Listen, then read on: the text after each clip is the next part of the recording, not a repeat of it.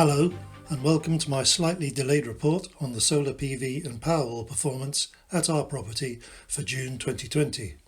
I'll start with a reminder of the components that make up our system, and the June report will start around the 3-minute 5-second mark. There are two solar arrays. The new solar southeast array was installed on the steep garage roof this year at the end of January.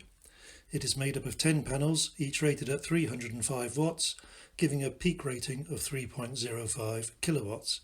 Each panel has its own microinverter. The older southwest array was installed on the shallower roof of the main house in October 2012. It consists of 16 panels, each rated at 245 watts, giving a peak rating of 3.92 kilowatts. The panels are arranged as two strings feeding into a single inverter. So that's a total of 6.97 kilowatts peak rating, with a high of around 6.5 kilowatts seen on the app to date.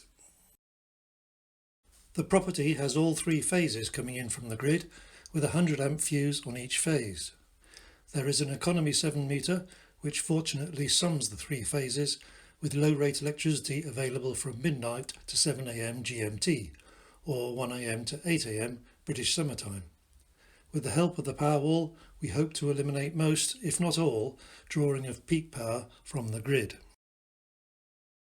A Tesla Powerwall 2 battery with a nominal storage capacity of 13.5 kilowatt hours of energy was installed in the garage at the end of January. Energy can go into the Powerwall either from solar or from the grid. Energy is taken out whenever the power required is more than is coming in from solar, up to a maximum of 5 kilowatts. The flow of energy is controlled by the backup gateway, with the Tesla app giving you a small amount of control over what happens. If there's energy stored in the battery and there's a power cut, the backup gateway can isolate the property from the grid and provide power to the property for a short time. Only phase 1, providing power to the house, is backed up. The user can decide what percentage of the battery's capacity must be reserved for backup purposes by changing a setting in the Tesla app.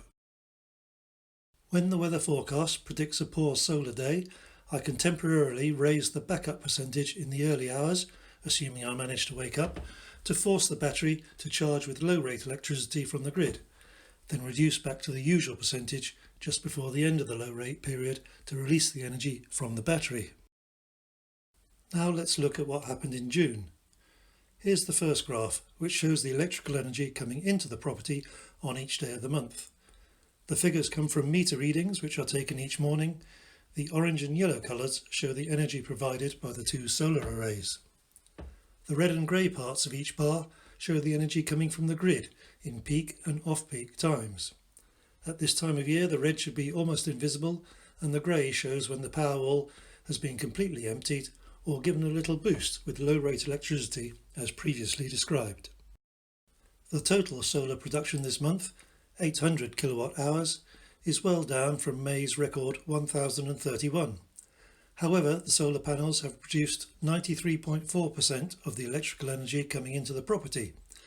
Not all of that could be used immediately or stored in the Powerwall, and 12.6% of the solar, that's 101 kilowatt hours, was exported to the grid. Only 57 kilowatt hours of grid energy was imported from the grid, including only 3 units of peak electricity. The daily standing charge made up more than half of the month's electricity bill. Here's the second graph, which shows where the energy used by the property came from. The figures for this graph come from the Tesla app, which don't agree exactly with the meter readings, but are reasonably close. They suggest that 92.5% of the energy used came from solar, with 50% being used directly. The other 42.5% of the solar energy was stored in the battery before being used, mainly overnight. Not all of the energy going into the Powerwall comes out again as usable electricity, as the battery has an efficiency of around 90%. Here's the third graph showing self-power. This is the amount of energy provided by solar or by the Powerwall. It's been 99 or 100% on many days, but there were some poor days at various times in the month when grid energy needed to be imported. The Tesla app says that the proportion of self-power over the month was 93%. That's better than May's 89%, but remember that the overall energy usage was less in June. The app tells us that the property has been 70% self-powered since the battery was installed at the end of January.